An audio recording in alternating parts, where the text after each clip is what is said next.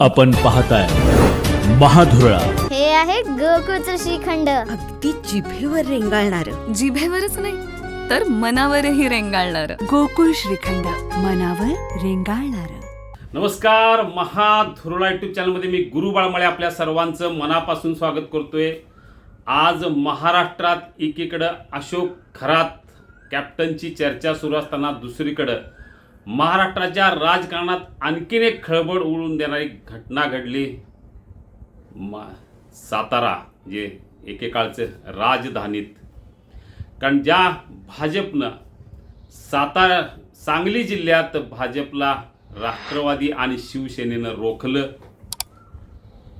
कोल्हापुरात अध्यक्ष होऊ दिलं नाही, त्याच भाजपनं साताऱ्यात मात्र वचपा काढला. एकूणच सिनेस्टाईल थरार झालं, मारामारी झाली, मंत्री जखमी झाले, मंत्री विरुद्ध मंत्री युद्ध पेटलं, सदस्यांचं अपहरण झालं, नवीन सदस्याला अटक झाली. एकाच घटनेत अनेक थरारक घटना, एक साध्य करण्यासाठी अनेक गोष्टी या एकूणच साताऱ्यात घडल्या. या सगळ्यामुळं राजकीय उलथापालथ मात्र प्रचंड साताऱ्यात झाली आणि संपूर्ण महाराष्ट्राचं लक्ष या साताऱ्याकडे लागलं.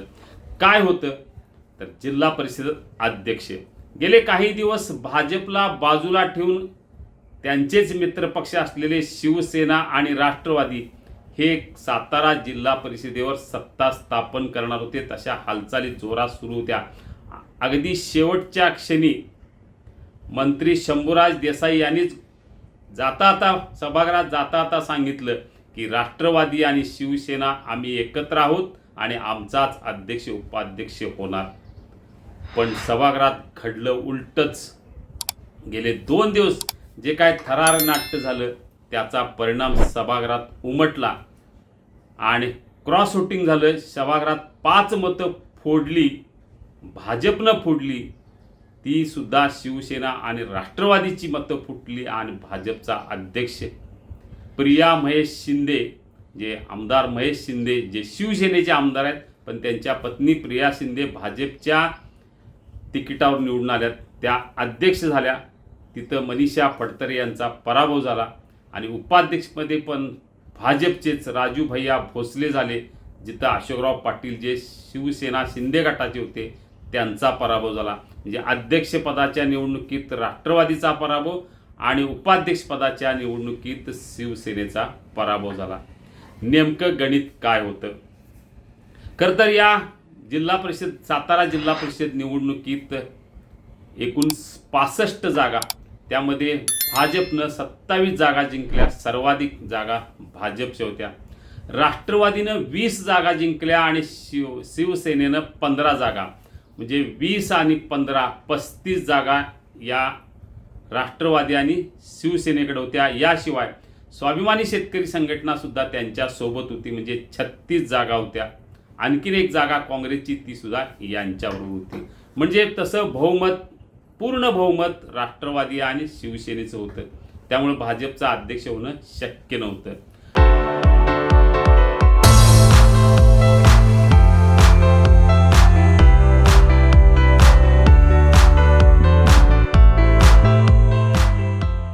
पण गेल्या काही दिवसापासून राष्ट्रवादीनं ज्या पद्धतीने सांगलीत भाजपला दगा दिला त्याचा राग भाजपच्या मनात होता आणि तोच राग भाजपनं आपल्याच मित्रपक्षावर साताऱ्यात काढला. म्हणजे सांगलीत राष्ट्रवादीची मतं महाविकास आघाडीसोबत गेलीत, तिथं भाजपला मोठा दणका बसला, भाजपचा उमेदवार पराभूत झाला.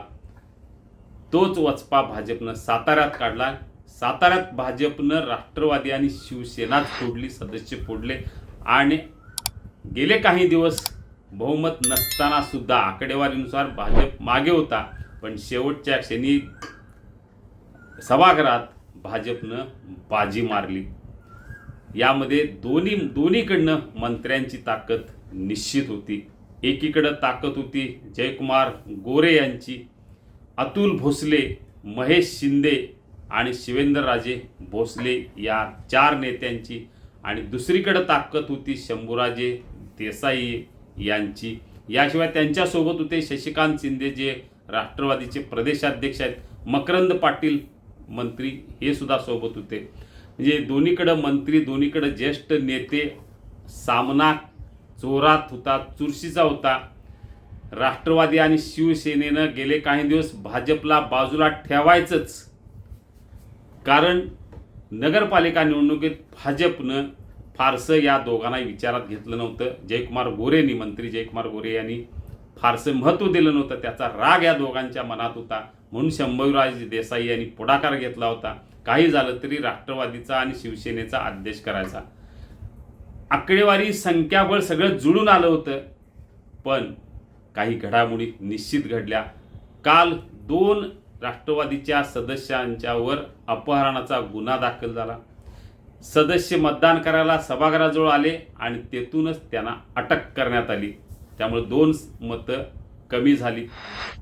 याशिवाय तरीही त्यांचं संख्याबळ होतंच, पण तिथेही 5 मतं फोडण्यात आली. अपहरणाचा गुन्हा या 2 सदस्यांच्यावर कालच दाखल केला आज, आणि गुन्हा दाखल करणारे सुद्धा शिवसेनेचेच होते. आपलं अपहरण झालं नाही हे सांगत शिवसेना सदस्य सांगत होते, तरी त्यांच्या गुन्हा दाखल झाला, त्यांना अटक झाली. हे सगळं करत असताना कार्यकर्ते भिडले एकमेकात. त्यामध्ये मंत्री शंभूराज देसाई यांच्या हाताला लागत ते जखमी झाले. ते एखाद्या सिनेमा स्टाईल सगळं साताऱ्यात घडलं. जे मंत्री एकमेकांना भिडत होते, कार्यकर्ते भिडत होते, एकमेकांच्यावर गुन्हे दाखल झाले, सभागृहात अटक झाली, मंत्री जखमी झाले.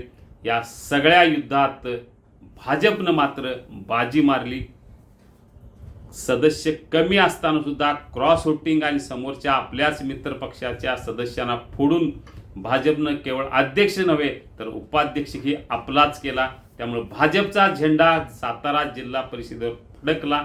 27 मतं असताना सुद्धा भाजपकडे पडली 33 मतं, आणि उलट्या विरोधी आघाडीकडे 37 मतं असताना सुद्धा पडली 30 मतं. यांची 7 मतं कमी झाली. त्यामध्ये दोघांना मतदानाचा अधिकारच मिळाला नाही, कारण त्यांना अटक झाली. राहिलेले 5 मतं फोडण्यात आली.